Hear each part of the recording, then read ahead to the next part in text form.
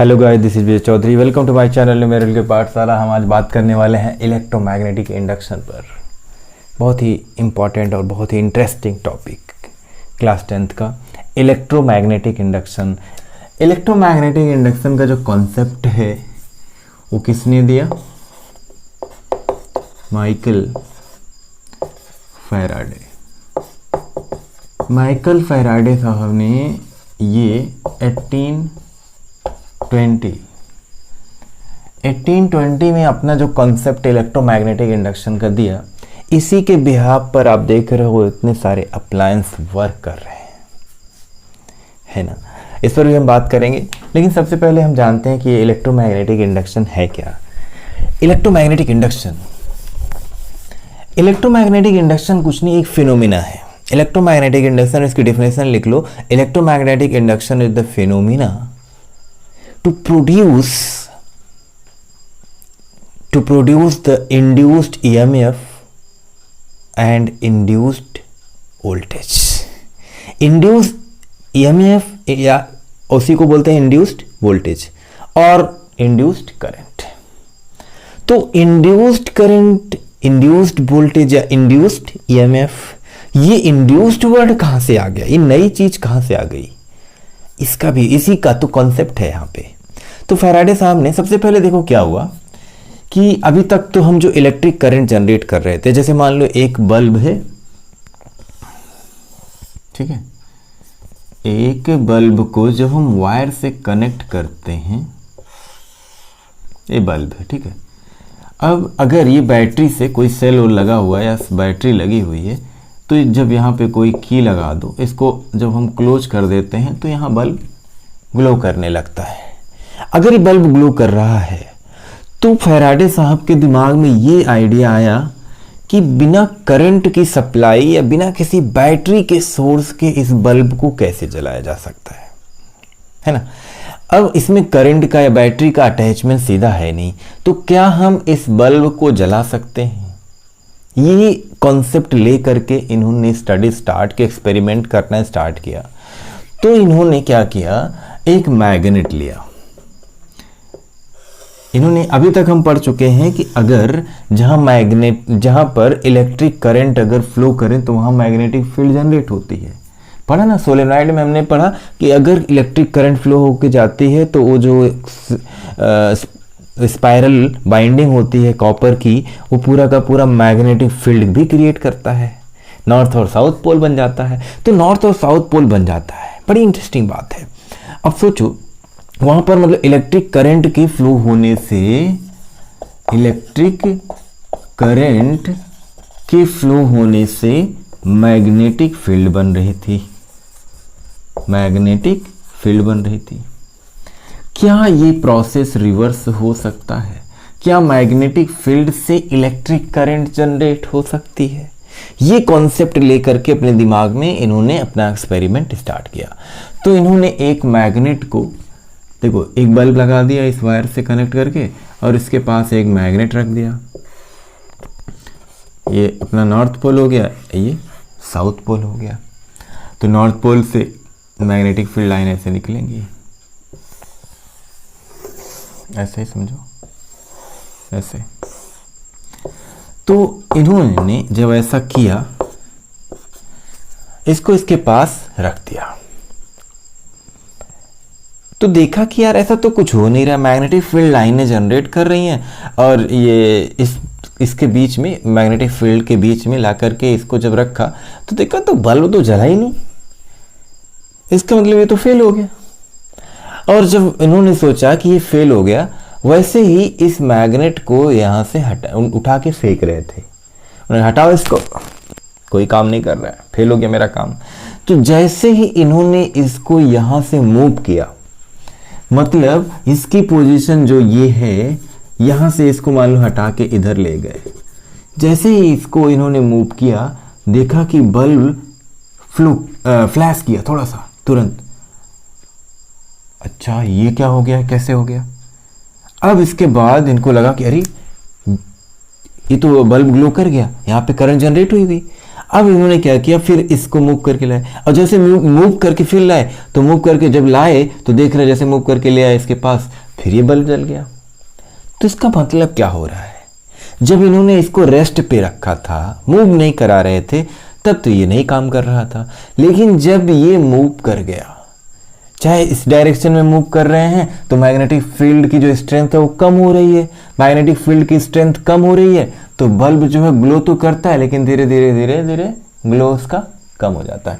लेकिन जैसे जैसे इसके पास ले जा रहे हैं, देख रहे हैं कि इसका जो ब्राइटनेस है वो बढ़ रहा है। यहाँ जो मैग्नेटिक फील्ड लाइनें हैं वो इसके जैसे जैसे पास आएंगी, इसकी स्ट्रेंथ बढ़ेगी, स्ट्रेंथ बढ़ेगी, तो यहाँ पर करंट जो इसमें जनरेट हो रहा है, इस वायर में, कॉपर वायर में, ये करंट जो जनरेट हो रहा है, इसको इन्होंने इस नाम दे दिया इंड्यूस्ड करंट।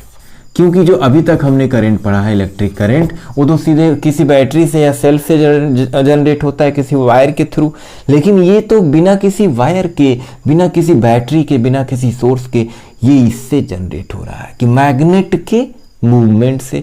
तो अगर ये मैग्नेट मूव कर रहा है, तो इन्होंने ये कॉन्सेप्ट क्या बनाया, जब ये मैग्नेट मूव करके इसके पास ले जा रहे हैं तो इसकी स्ट्रेंथ बढ़ जा रही है, इसका जो ब्राइटनेस है वो इंक्रीज हो जा रहा है, जब इससे दूर ले जा रहे हैं तो इसका धीरे धीरे धीरे धीरे ब्राइटनेस कम हो रहा है, और ज़्यादा दूर लेके जाएंगे तो फिर ये काम करना बंद कर देगा, मतलब फील्ड से बाहर लेके जाएंगे तो ये ग्लो नहीं करेगा। तो इन्होंने एक कॉन्सेप्ट दिया, इन्हें मतलब समझ में आ गया कि मैग्नेटिक फील्ड से इलेक्ट्रिक करंट जनरेट हो सकती है, लेकिन उसकी कंडीशन क्या बनेगी, उसकी कंडीशन ये बनेगी कि मैग्नेटिक फील्ड में चेंज करना पड़ेगा। अगर हम मैग्नेटिक फील्ड की स्ट्रेंथ को जब चेंज कर रहे हैं तो यहाँ पर इलेक्ट्रिक करंट जनरेट हो रहा है, नहीं तो ऐसे कांस्टेंट रहेगा तो नहीं, तो इसको मूव करना पड़ेगा।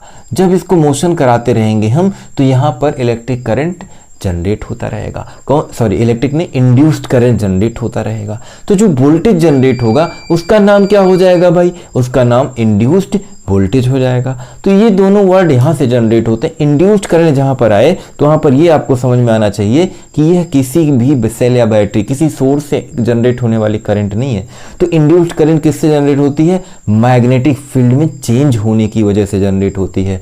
तो इलेक्ट्रोमैग्नेटिक इंडक्शन, इसका स्टेटमेंट क्या लिखा जाएगा कि electromagnetic induction is the production of induced current और इंड्यूस्ड वोल्टेज, इंड्यूस्ड करंट और इंड्यूस्ड वोल्टेज किसके बिहाफ पर, when the magnetic field is change. अगर हम मैग्नेटिक फील्ड को चेंज करते हैं तो उससे इंड्यूस्ड करंट और इंड्यूस्ड वोल्टेज जनरेट होता है। इस फिनोमिना को हम क्या बोलते हैं, इलेक्ट्रोमैग्नेटिक इंडक्शन बोलते हैं। बात समझ में आई, इंटरेस्टिंग है ना। तो मैग्नेटिक फील्ड में जब चेंज करोगे तो इलेक्ट्रिकल इंड्यूस्ड करंट या इंड्यूस्ड वोल्टेज जनरेट होगा। तो यहाँ तो किसी सोर्स की जरूरत नहीं पड़ी, इसको मूव कराना है, मूव करा के इसके पास ले जाएंगे जब आप, तो आपका इंड्यूस्ड करंट ज़्यादा जनरेट होगा। दूर ले जाओगे तो इंड्यूस्ड करंट कम जनरेट होगा। इसके पीछे की एक छोटी सी कहानी और समझो। एक वर्ड आता है यहाँ पर, मतलब और जिसको जानना जरूरी है, मैग्नेटिक फ्लक्स। कि ये मैग्नेटिक फ्लक्स क्या है। मैग्नेटिक फ्लक्स क्या है, number of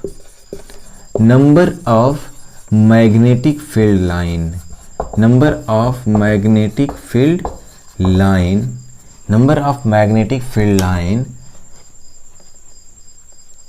which passes through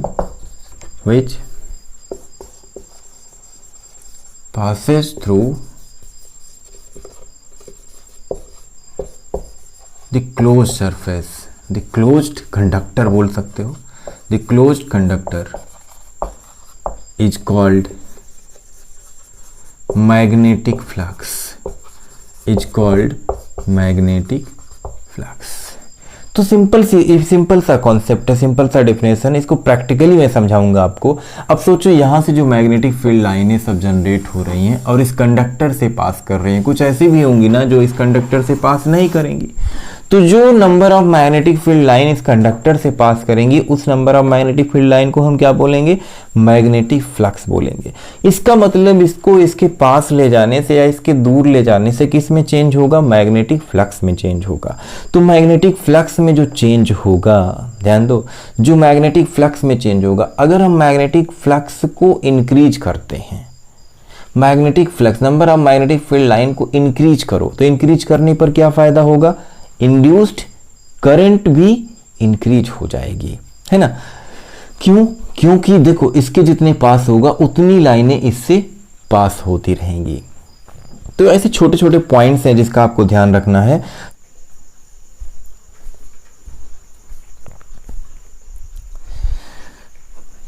तो देखिए हम बात करते हैं लेंज लॉ की। तो लेंज लॉ में क्या है कि the direction of the current induced in a circuit by a changing magnetic field produced by this current will oppose the original field. कुछ समझ में नहीं आया, चलो ठीक है मैं समझाता हूँ। इसमें समझने वाली बहुत अच्छी बातें हैं, और वो बात क्या है, ये लेंज लॉ वैसे मुझे लगता है सब बहुत ही आसान लॉ है। आसान इन द सेंस कैसे, जब समझ में आए तो बहुत आसान है। तो देखिए समझते हैं इसको,